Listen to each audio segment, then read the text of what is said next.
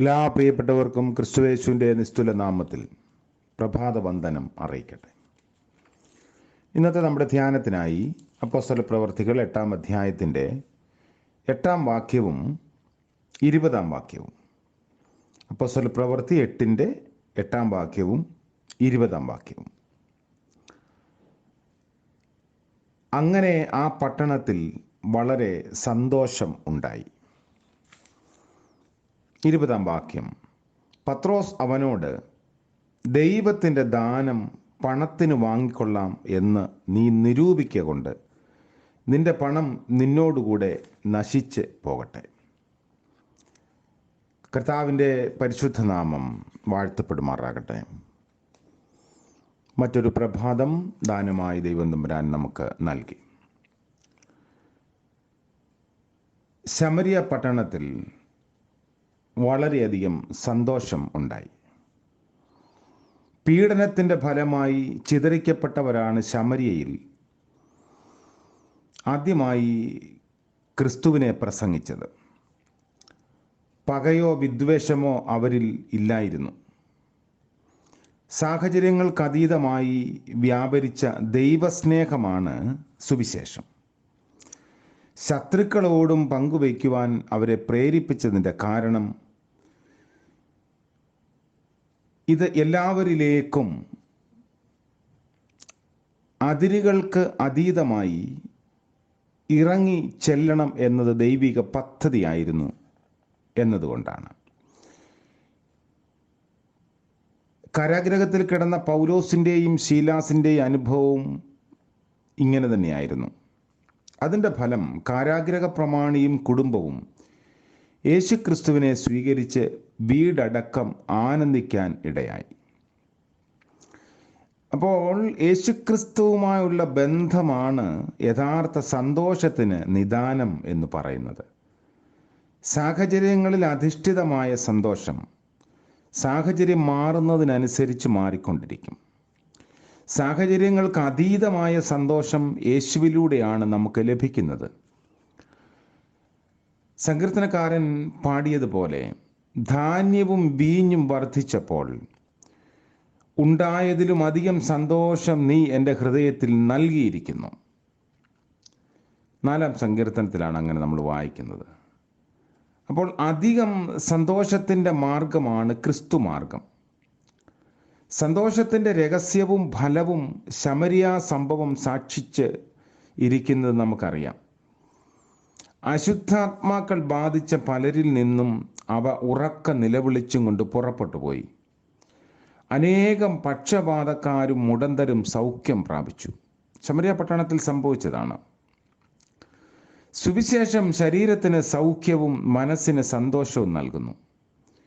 മനുഷ്യൻ്റെ ആകമാന വളർച്ചയ്ക്ക് വിഘാതമായ എന്തിനേയും ചെറുത്ത് കരം പിടിച്ച് ഉയർത്തുന്നതാണ് സുവിശേഷം. ക്രിസ്തുവാണ് നമ്മുടെ സുവിശേഷം. ഫിലിപ്പോസ് ക്രിസ്തുവിനെയാണ് നൽകിയത്. ക്രിസ്തുവിനെ നൽകുന്നതാണ് സുവിശേഷ വേല എന്നുകൊണ്ട് നാം അർത്ഥമാക്കുന്നത്. ജോൺ നോക്സ് എന്ന മിഷണറിയെക്കുറിച്ച് നമുക്കറിയാം. സ്കോട്ട്ലാൻഡിൽ സുവിശേഷ വേലയ്ക്ക് നിയോഗിക്കപ്പെട്ട വ്യക്തിയായിരുന്നു. അവധിക്ക് തൻ്റെ മിഷണറി സംഘടനയ്ക്ക് നൽകിയ റിപ്പോർട്ട് ഇങ്ങനൊരു വാചകമായിരുന്നു: ഐ ഗേവ് ദം ക്രൈസ്റ്റ്. ഞാൻ അവർക്ക് ക്രിസ്തുവിനെ നൽകി. അത്രമാത്രം, വേറൊന്നുമില്ല. എന്നാൽ അത് മതി, അതാണ് വേണ്ടതും. അതിൽ കുറഞ്ഞതൊന്നും സുവിശേഷ വേലയൊന്നും ആകുന്നില്ല. മറ്റൊരു കാര്യം ഇവിടെ നമ്മൾ കാണുന്നു. 20-ാമത്തെ വാക്യത്തിൽ പരിശുദ്ധാത്മാവ് ദൈവത്തിൻ്റെ ദാനമാണ് എന്ന് പത്രോസ് പ്രഖ്യാപിക്കുന്നു. അതിൻ്റെ ബാക്ക്ഗ്രൗണ്ട് എന്താണെന്ന് നമുക്കറിയാം. ശമരിയർ ദൈവവചനം കേട്ടു എന്നറിഞ്ഞ അപ്പോസ്തലന്മാർ പത്രോസിനെയും യോഹന്നാനെയും അങ്ങോട്ട് അയച്ചു. ഇതിനു മുൻപ് ഒരു സമയത്ത് ആകാശത്ത് നിന്ന് തീ ഇറങ്ങി ഇവരെ നശിപ്പിക്കാമെന്ന് യേശുവിനോട് ആലോചന ചോദിച്ചവനാണ് യോഹന്നാൻ. ലൂക്കോസിൻ്റെ സുവിശേഷം 9-ാം അധ്യായത്തിൽ നമ്മൾ വായിക്കുന്നു. ശമരിയർ യേശുക്രിസ്തുവിനെ സ്വീകരിച്ചെങ്കിലും പരിശുദ്ധാത്മാവിനെയാണ് പ്രാപിച്ചിരിക്കുന്നത്. അപ്പോസ്തലന്മാർ കൈവച്ച് പ്രാർത്ഥിച്ചപ്പോൾ അവർക്ക് പരിശുദ്ധാത്മ നൽവരം ലഭിച്ചു.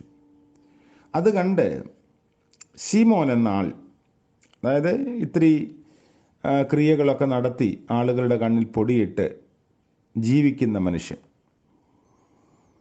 അദ്ദേഹവും കൈവച്ചാൽ പരിശുദ്ധാത്മ വരം മറ്റുള്ളവർക്ക് ലഭിക്കത്തക്കവണ്ണം അപ്പോസ്തലന്മാരുടെ പക്കൽ പണം കൊണ്ടുവന്നു. പണം കൊടുത്ത് പരിശുദ്ധാത്മാവിനെ പകരുന്ന വരം ലഭിപ്പാൻ അദ്ദേഹം ശ്രമിക്കുകയാണ്. ഈ സഭാസംബന്ധമായ സ്ഥാനമോ ആനുകൂല്യമോ പണം കൊടുത്ത് നേടുന്നതിന് സിമോണി എന്ന വാക്കാണ് ഉപയോഗിക്കുന്നത്. എന്നാൽ പരിശുദ്ധാത്മദാനം ആർക്കും വില കൊടുത്ത് വാങ്ങിക്കാനാവില്ല. സ്നാപനവും പരിശുദ്ധാത്മദാനവും രണ്ട് സന്ദർഭങ്ങളിലെ അനുഭവങ്ങളായി കാണുന്നവരുണ്ട്. പൗരസ്ത്യ സഭകളിൽ ഒരു അവസരമല്ലെങ്കിൽ ഒരവസരത്തിലല്ലെങ്കിൽ പാശ്ചാത്യ സഭകളിൽ രണ്ട് അവസരങ്ങളിലാണ് ഇത് അനുഭവമാകുന്നത്. CSI സഭയിലും നവീകരണ സഭയിലും സ്ഥിരീകരണ ശുശ്രൂഷയോടനുബന്ധിച്ച് പരിശുദ്ധാത്മദാനം ലഭിക്കുന്നതായി വിശ്വസിക്കുന്നു. വിവിധ സഭകളിൽ നിലവിലിരിക്കുന്ന ക്രമങ്ങളെക്കുറിച്ചോ വിവാദങ്ങളെക്കുറിച്ചോ ഒന്നുമല്ല പറയുന്നത്. ഒരു കാര്യം വളരെ വ്യക്തമാണ്: പരിശുദ്ധാത്മദാനം പണം കൊടുത്ത് നേടാനാവില്ല. യാചിപ്പീൻ എന്നാൽ നിങ്ങൾക്ക് കിട്ടും, അന്വേഷിപ്പീൻ എന്നാൽ നിങ്ങൾ കണ്ടെത്തും. സ്വർഗസ്ഥനായ പിതാവ് തന്നോട് യാചിക്കുന്നവർക്ക് പരിശുദ്ധാത്മാവിനെ എത്രയധികം കൊടുക്കും. ലൂക്കോസ് എഴുതിയ സുവിശേഷം 11-ാം അധ്യായത്തിൽ കർത്താവ് പറഞ്ഞതാണ്. ശമര്യയിൽ അപ്പോസ്തലന്മാർ ചെയ്യുന്നത് പോലെ ചെയ്യാൻ ആഗ്രഹിച്ച ആളിൻ്റെ പേരാണ് ശീമോൻ. പരിശുദ്ധാത്മാവിനെ പണം കൊടുത്ത് വാങ്ങുന്നതിനും പണം കൊടുത്ത് നൽകുന്നതിനും ആഗ്രഹിച്ച വ്യക്തി. ഇന്നും ക്രിസ്തീയ രംഗത്ത് ഇങ്ങനെയുള്ള ആളുകളൊക്കെ ഉണ്ട് എന്നത് മറ്റൊരു യാഥാർത്ഥ്യമാണ്. ശമര്യയിൽ സുവിശേഷം ഘോഷിക്കപ്പെട്ടത് ആദ്യമാണ്. യഹൂദന്മാരുടെ ദൃഷ്ടിയിൽ ശമര്യർ വിജാതീയരാണ്. അതുകൊണ്ട് വിജാതീയരുടെ ആദ്യ ഫലമായി അവരെ കാണാമെന്നാണ് ജോൺ കാൽവിൻ പറയുന്നത്. കൊർന്നല്യോസിൻ്റെ ഭവനത്തിലും ഇതേ ക്രമം ആവർത്തിച്ചിരിക്കുന്നത് നമ്മൾ വായിക്കുന്നുണ്ട്. ഫിലിപ്പോസിൻ്റെ പ്രവർത്തനം അപ്പോസ്തലന്മാർ നേരിട്ട് കണ്ട് മനസ്സിലാക്കി. ഐക്യത്തിൻ്റെയും കൂട്ടായ്മയുടെയും അടയാളമായിട്ടാണ് അവരുടെ മേൽ കൈവച്ച് പ്രാർത്ഥിച്ചത് എന്ന് കരുതപ്പെടുന്നവരുണ്ട്. യഹൂദ ക്രിസ്ത്യാനികളെ പോലെ ശമരിയ ക്രിസ്ത്യാനികളും കർത്തൃസന്നിധിയിൽ തുല്യരും വാഗ്ദത്തങ്ങൾക്ക് തുല്യ അവകാശികളുമാണ്. ഇരുവർക്കും തമ്മിൽ ദൈവസന്നിധിയിൽ യാതൊരു വ്യത്യാസവും കാണുന്നില്ല. പുതിയ ഒരു ദിനത്തിൻ്റെ പ്രഭാതത്തിൽ നമ്മളായിരിക്കുമ്പോൾ പരിശുദ്ധാത്മാവ്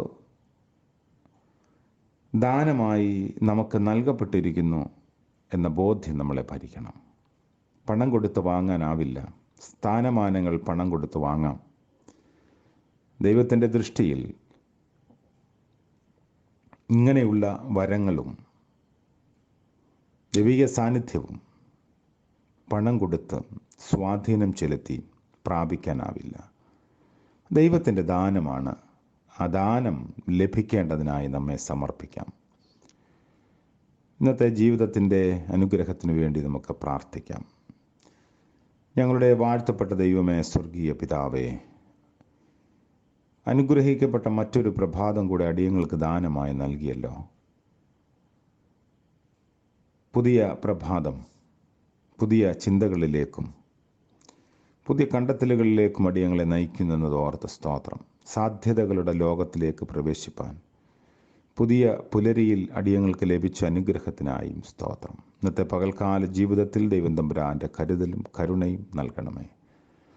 തളർന്നും വീണും പോകാതെ അടിയങ്ങളെ സൂക്ഷിക്കണമേ. മനസ്സുകൊണ്ട് ധൈര്യത്തോടും ശാരീരികമായി ബലത്തോടും ആത്മീയമായ ഉണർവോടും ഇന്നത്തെ പകൽക്കാലം ജീവിപ്പാനും പ്രവർത്തിപ്പാനും യാത്ര ചെയ്യാനും ഒക്കെ ഞങ്ങളെ സഹായിക്കണമേ.